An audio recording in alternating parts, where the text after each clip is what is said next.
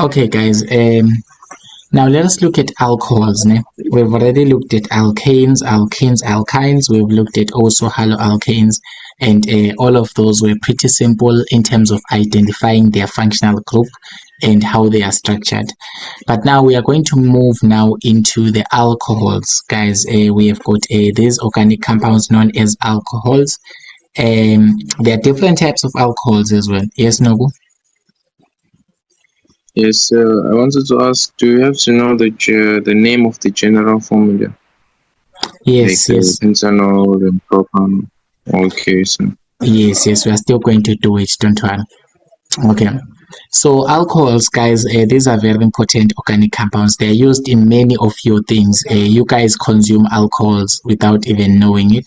When you're talking about alcohol, you're not only talking about what you find in beer or wine or whiskey. Even alcohol can be found in some of your fragrances. You know, roll on. Some of the roll ons they do have alcohols. Even perfumes, sprays, and all of that, they also contain alcohols. All right, so alcohols, we are interested in their functional group. Okay, the functional group is the one that will help us to be able to identify that these are indeed alcohols. So the functional group of alcohols is the hydroxyl group. The name of the functional group, guys, whenever they ask you what is the name of the functional group of alcohols, it is known as the hydroxyl group. So the hydroxyl group, it is just an oxygen bonded to a hydrogen. So let's just say you have got a series of carbons. You have got a list of carbons here, a list of carbons following each other, and each of them has got a hydrogen atoms in it. So each and every carbon has got hydrogen atoms in it. Okay. All right. So, guys, if you notice carefully on this compound that is provided to you, we have got a series of carbons that are bonded with single bonds. So, is it fine if we say that these are saturated compounds? Are these saturated, guys? yes, sir. Why are they saturated? No. It's because they don't have they're not double bonded or triple bonded. The reasoning. You don't answer in a negative way. You must tell us what they have, not what they don't have. Why do they? Why They have single bonds. Yes, they have single bonds between their carbon atoms. Guys, avoid saying they don't have multiple bonds. No. Try to say that they have single bonds. It's best to say it in that way. Yeah. Just for safety purposes, especially when you're doing subjects such as life sciences and geography, whenever you answer, try to answer where something is happening or what is happening rather than what is not happening. So in this case, we have got single bonds between carbon atoms. So each and every pair of carbon atoms, they are bonded with single bonds to each other. So we can say this is a saturated organic compound. So alcohols are all saturated organic compounds. But what makes us to see that these are alcohols, provided this compound that I've just drawn for you guys, how do I even identify it, or how do I even think that this is an alcohol? It is its functional group, which is the hydroxyl group. The hydroxyl group, it is just an oxygen and a hydrogen that are bonded to each other. In this case, it's an OH group. Okay, but the name of this group is known as a hydroxyl group. Don't call it an OH group, call it a hydroxyl group. So whenever you see a compound and then at some point you see carbon bonded to oxygen bonded to hydrogen, then now you can say that this is a what? This is an alcohol. So basically, the functional group of an alcohol, we can just say it is this carbon bonded to oxygen bonded to hydrogen. So whenever you have got carbon bonded to oxygen bonded to hydrogen alone, then you can now say that this is an alcohol. This OH group, it is known as the hydroxyl group. It is the functional group. It is the one that helps us to determine, or it is the one that helps us to say or to state that this is definitely an alcohol. All right, so each and every alcohol that exists there, in its chemical structure at some point, it has got an OH group, which is just an oxygen single bonded to a hydrogen. Are we all guys together? Yes, sir. Yes, sir. Yes. If we look at these two examples that I've provided, we've got compound number 1 and compound number 2. When you look at compound number 1, it has got carbon here, carbon here, and we've got carbon here as well and carbon here as well. You guys can notice that we've got 1, 2, 3, 4, 5. We've got 5 carbons here in this alcohol molecule.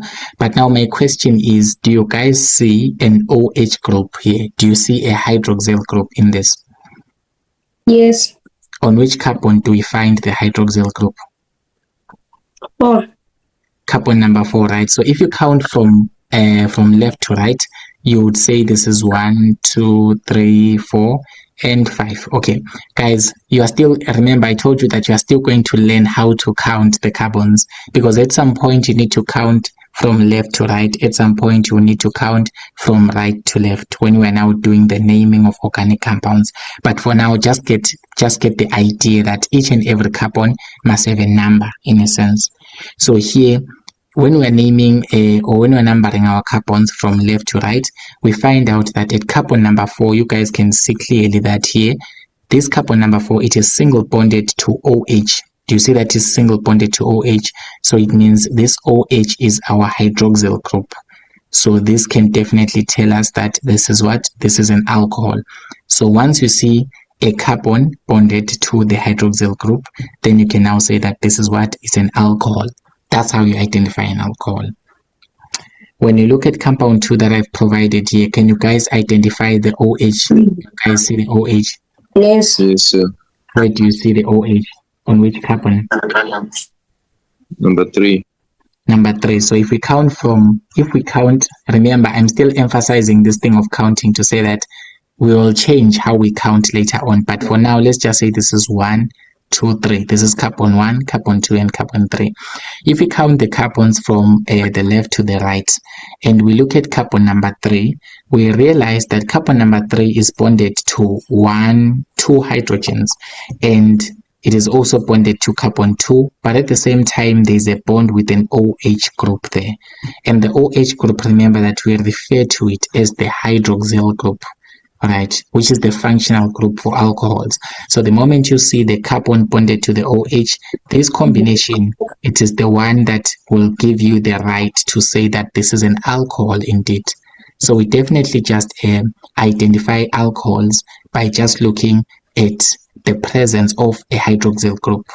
So the hydroxyl group is our functional group, because remember guys, the functional group, it is the one that determines the physical and the chemical properties of an organic compound, right? Yes. So in this case, how do we determine that this is an alcohol? We see by having a carbon bonded to an oxygen and a hydrogen. Are we guys still together on that? Yes, sir. Yes. All right. One more thing. When it comes to nomenclature, or when it comes to the naming of alcohols, the names of alcohols, they end with the suffix OL. So now you guys are now more familiar with the suffixes.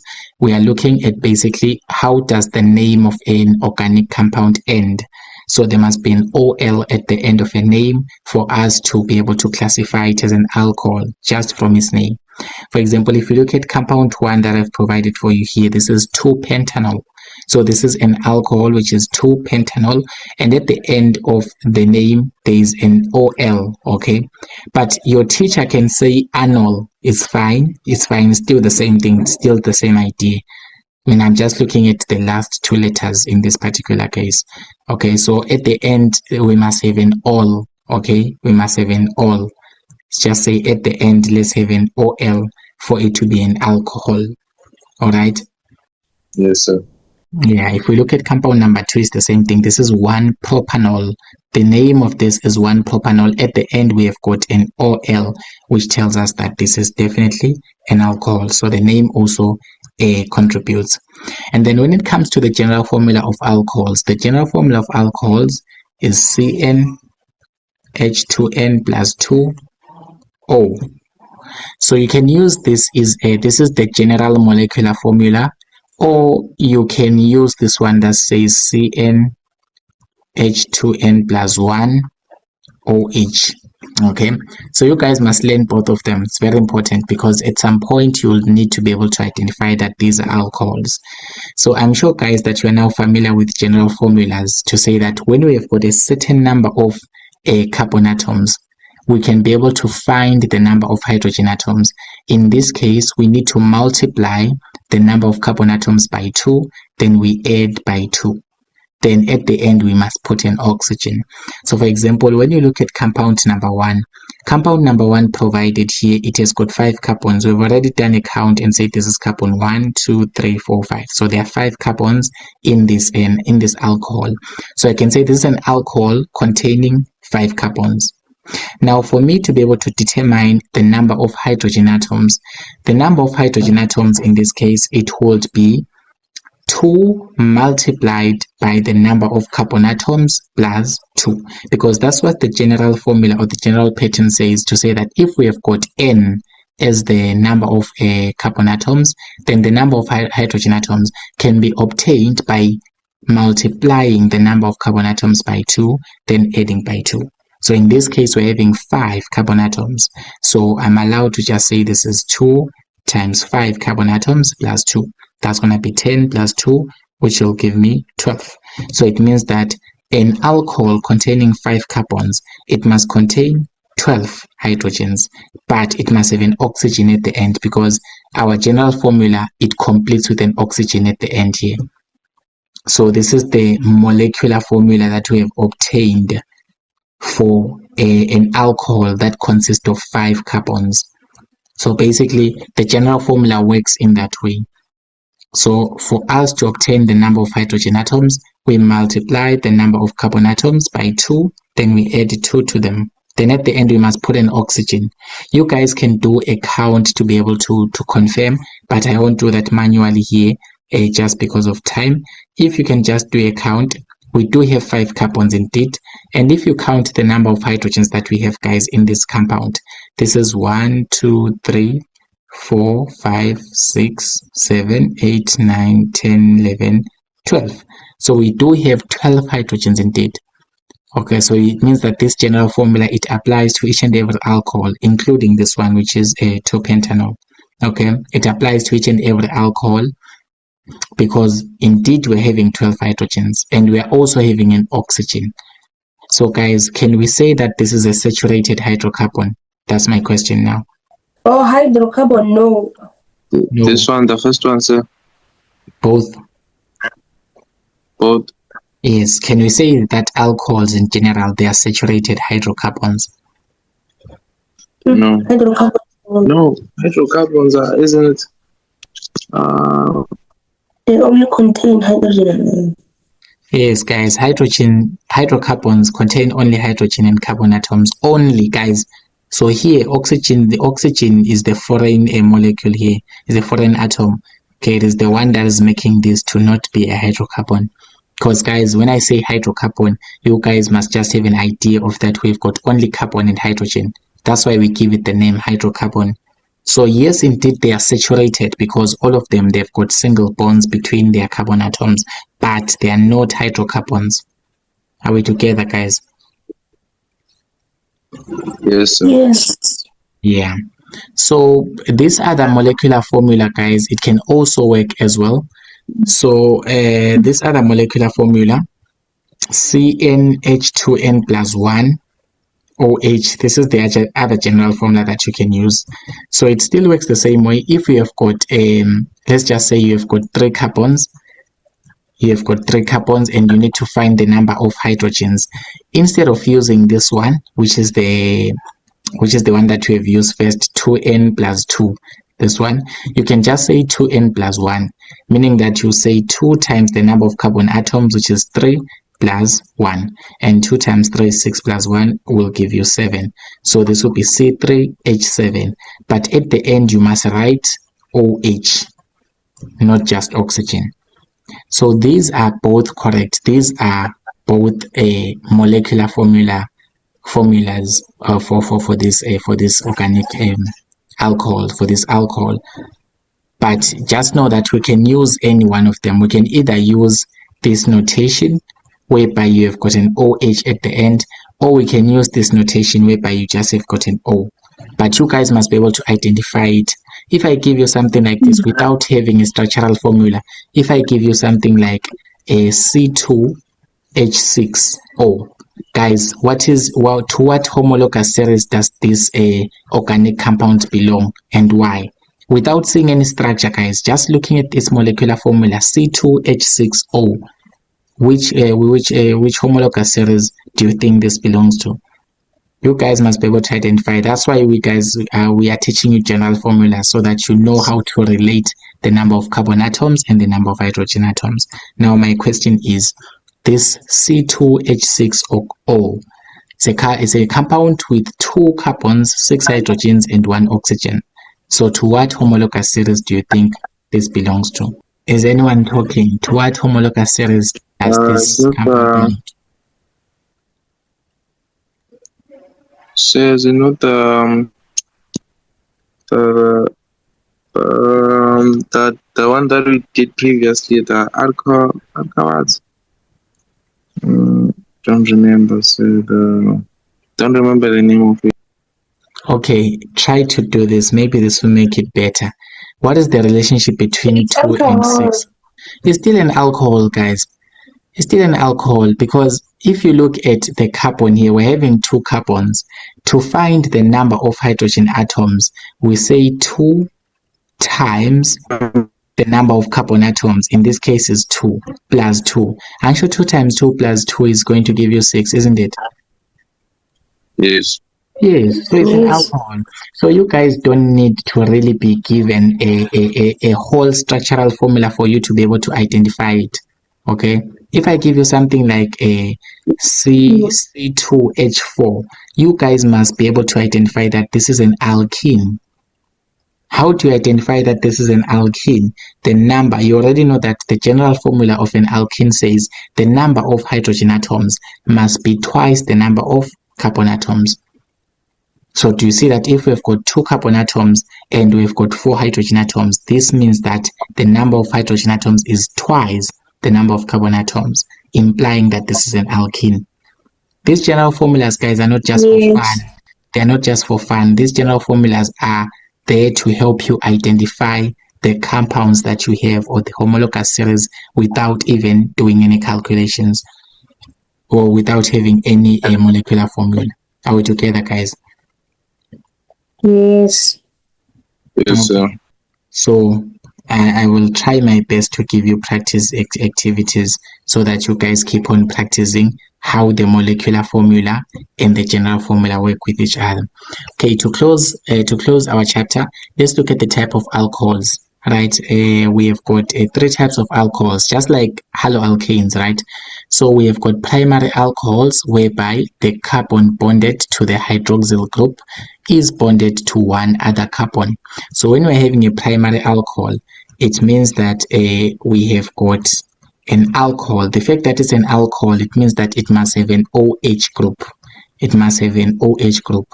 What is the name of the OH group, Rambe? What is the name of the functional group of alcohols? For OH. Yes, what is the name of the functional group? Hydroxyl group. Yes, it's hydroxyl. Guys, it's very important for you to know the names of the functional groups. For alcohols, the name of the functional group is hydroxyl group. That's why I stated here clearly. The functional group is the hydroxyl group. Because a question will come up to you, ask you, give the name of the functional group of the following compound. Are we guys clear? Yes. Yes, sir. Alright, so do you see the OH group here? Do you see the hydroxyl group in this particular compound? Yes, sir. Yes. Do you see the carbon bonded to the hydroxyl group? Yes, sir. This is the carbon bonded to the hydroxyl group. How many other carbons is this carbon bonded to? 1. It's only bonded to one other carbon, guys, because you can see that this carbon that is bonded to this OH group, it is bonded to only one other carbon. So we classify this as a primary alcohol. We say this is a primary alcohol. And then in a secondary alcohol, still the same pattern, but now the carbon is now bonded to two other carbons. Let's just draw something like this. Just make sure that each and every carbon has got 4 bonds around it. Make sure that each and every carbon has got 4 bonds around it. Look at this compound that I'm just drawing here, which is 2-propanol. So 2-propanol, yes, Nobu? Yes, I wanted to ask if and you said they will show us, they will not tell us by drawing this structure to find the name of the homologous pair. So in some questions, do they ask us to draw it by giving us the formula? Yes. Okay, so then. Yeah. So they can just give you and say, draw this C9H18 and tell you to write the structural formula. Yeah, you write the structural formula. So you first identify which homologous series, then you'll be able to write it now. Are we together? Okay, so it's almost like an Aufbau diagram. Almost, yes. Almost, yes. Yes, Bunol? No, it's fine, sir. All right. Okay, guys, look at compound number 2, the one that I just drew now. Compound number 2, do you see the OH group? Do you see the hydroxyl group?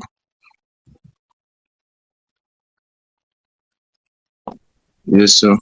Yes, here's the hydroxyl group. This is the hydroxyl group. So it proves that this is an alcohol because that's the functional group of alcohols. And do you see the carbon bonded to the hydroxyl group? Which carbon is it? Is it carbon 1, carbon 2, or carbon 3? 2. Carbon 2, right? It is the one bonded to the hydroxyl group. How many other carbons is carbon 2 bonded to? 2. Do we all guys see that? That this carbon number 2 is bonded to 2 other carbons. Are we all guys able to see that? Yes, sir. So it means that the carbon bonded to the OH group is bonded to 2 other carbons, or the carbon bonded to the hydroxyl group is bonded to 2 other carbons, qualifying this as a secondary alcohol. So this is your secondary alcohol. So in a secondary alcohol, we should just know always that the carbon bonded to the hydroxyl group is bonded to 2 other carbons. Is this a complex, guys? No, sir. Okay, let's have a scenario whereby we've got C, C, C, C, and then let's have a C, H, H, H.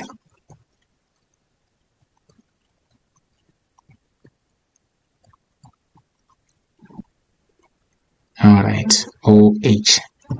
Okay, do you guys are you guys able to see the okay, are you guys able to identify the homologous series to which a compound number 3 belong to?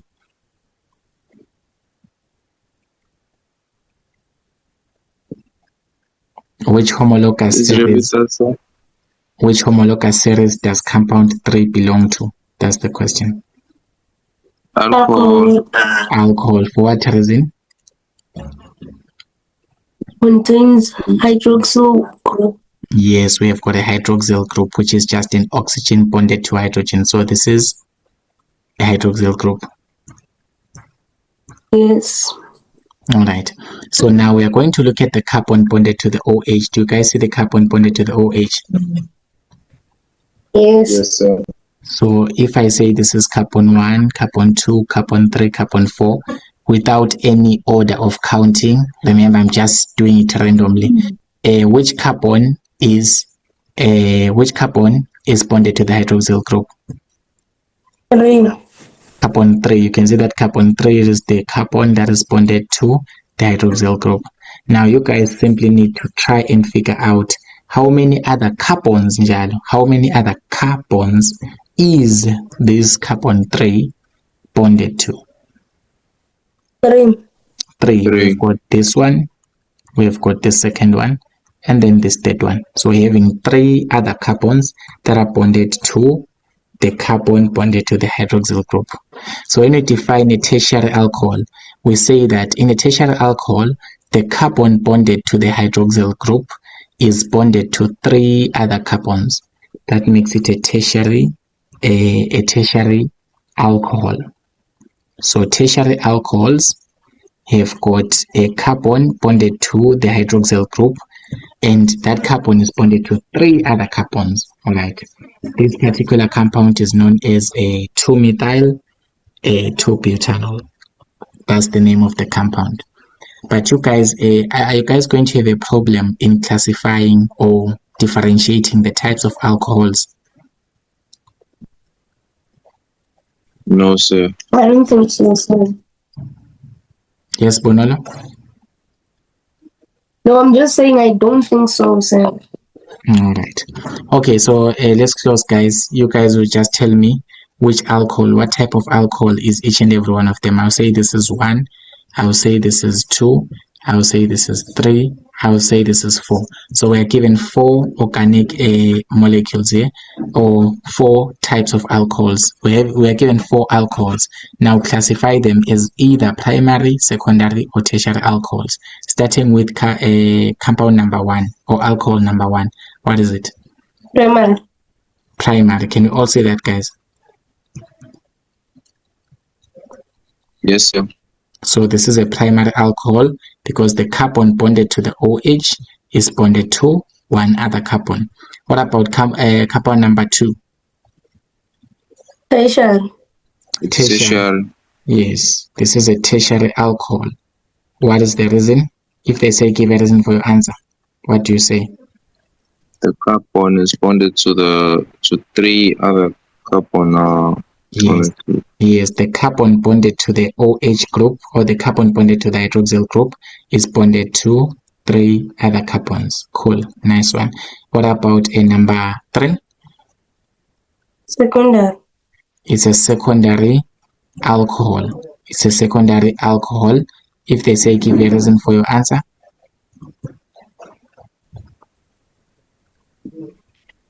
I want you guys I want to hear how would you Because it's answer. connected.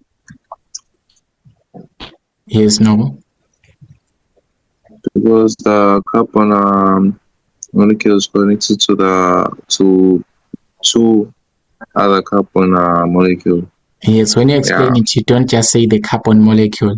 You say the carbon bonded to the OH group. Or you can say the carbon bonded to the hydroxyl group is bonded to 2 other carbons. Because explanation is very important. They'll give you for 2 marks this type of question. When you have to give reasoning, always make sure that you mention the words exactly as they are. The carbon that is bonded to the OH group, it is going to be bonded, or it is bonded to 2 other carbons. Are we clear? Yes, sir. What about number 4? What type of alcohol is it? So I'm not sure, but I think it's secondary. Yes, it is still secondary. Why are you not sure, Bonon? Oh, I saw the 2 dots around the It's just well, it's just lone pairs of electrons. Nothing much about that. So, guys, yes, no, yes, no. Yes, sorry to not like next. I don't know if the other ones are doing this. We're writing a preg for. It's a paper for momentum for the preg. I don't know if the others are going to do it. So I wanted to ask if you can do maybe a preg momentum paper for us, like to practice, just to prepare. I don't know if you know the momentum preg. Or it's a practical. Yeah, practical. Well, usually practicals, they need to be done practically because AMA practicals, what they want to assess from you guys is how are you guys able to collect data? Are you guys able to draw graphs? And are you guys able to explain information based on such graphs? That is why pregs are not really papers that are common in the like that are written in the entire province. That's why each and every school or each and every district has got their own practical. But I will look for questions for you maybe that you can use to practice. But usually practicals, they want to assess if you are good at drawing graphs, if you are good at analyzing data and capturing data. You would have a point whereby you are filling in some tables, some information into tables. You would have some portion whereby you are whereby you are drawing some graphs, and a portion whereby you are interpreting the information from the graphs. Yes, sir. Yeah. That's why pregs are more like they are not really all theoretical. It's all about you, collecting data, drawing graphs, and interpreting the data. Yes, sir. Okay. So are we guys good, and are we ready for tomorrow's life sciences test to those who are going to write it? Yes, probably. Yes, okay. Sir. Prepare further. I will make sure that I will mark your work by tomorrow, definitely. Yeah. So guys, have some rest. Next time when you come back, we will continue and do carboxylic acids, ketones, aldehydes, and esters, and close off the topic. So who can pray for us as we close?